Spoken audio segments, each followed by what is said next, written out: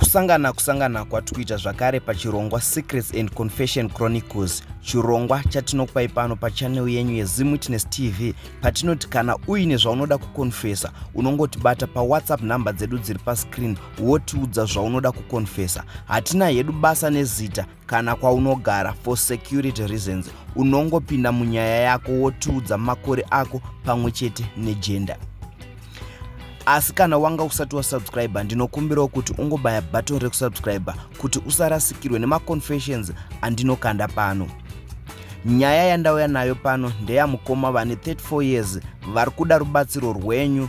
Mukoma ava vanyora vakati: makadi mukoma, hide my ID. Ndiri murume ane 34 years dzekuberekwa. Ndine zvinondinetsa mumwoyo nemupfungwa dzangu kuburikidza nezvandakaita mugore ra2015 izvo zviri kundivhiringa upenyu hwangu. Mugore ra2015 ndini ndaive mukomana mukuru pamusha uye ndini ndaiona kuti zvipfuyo zvevabereki vangu zvakachengetedzeka here, zvapiwa mvura here uye zvaenda kumafuro here. Zvose izvi ndini ndaive responsible nazvo nemhaka yekuti ndaisaenda kubasa. Ndini ndaitove mukomana wacho, saka raitova jana rangu. Kuchengeta zvipfuyo zvevabereki vangu kwakatanga kundirwadza zvekuti ndakanga ndonzwa kuti dai ndabhadharwa pabasa rekuzvirinda iri, asi ini kusaziva kuti yaitova nhaka neupfumi hwatakagadzirirwa nababa vangu. Nerimwe zuva ndakafunga zano ndiri kumafuro, ndikaona kuti zano rangu raizobudirira nekuti kumafuro uku ndaiswera ndoga, hakuna munhu wandaisangana naye. Ndakafunga kutengesa rimwe bhuru raiva mudanga nekuti raindishungurudza kumafuro, raiti rikaenda kumatanga evanhu raisadzoka. Ndakaenda kunotaura nevemabhucha vaive pedyo kuti ndaizoda kutengesa mombe yababa vangu vasingazvizive, asi vakandirambira vakati hazvaigona, saka vaizonditsvagira kune shamwari dzavo dzekuHarare dzaiita mabasa ekutenga mombe.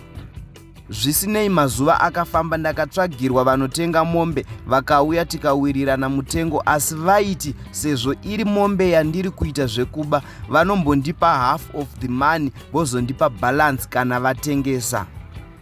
Plani yangu yese iyi ndakaironga nekuti pamusha baba vangu vaisavapo, vaiva kuHarare kwavaishanda. Amai vangu vaive vafambira urwere kumusha kwavo, saka pamusha paingova neni nemunin'ina wangu aiva form 3.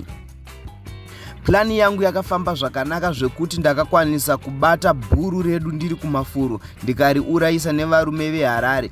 Tapedza kuuraya mombe yababa vangu, ini nevarume ava takawirirana kuti vaizodzoka vondipa balance yemari yangu kana vatengesa.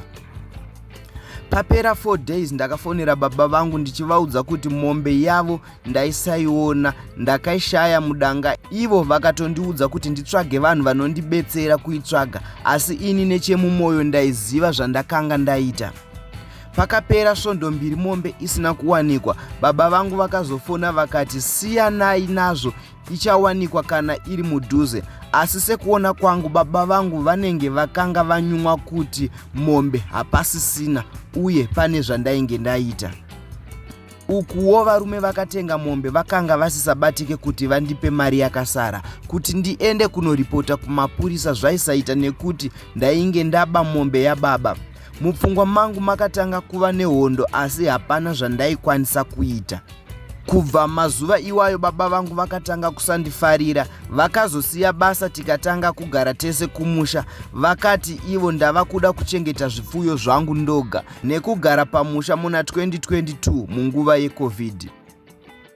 Vakati ini ndiende hangu kuimba yedu yemuHarare kwandiri kugara pari zvino kuti ndinotsvaga basa, asi ini zvandiomera, hapana kana basa riri kuwanikwa. Even kuti nditsvage musikana wekuroora hapana anondida nekuti pache zvangu handina chandiinacho. Ndikaenda kumaprofita kunoshandirwa ndinoudzwa nezvemombe yandakauraya ndikatengesa. Zvinonzi baba vangu vakaenda kun'anga vakanogadzira akaba. Izvozvi ndinoshaya ndovaudza sei.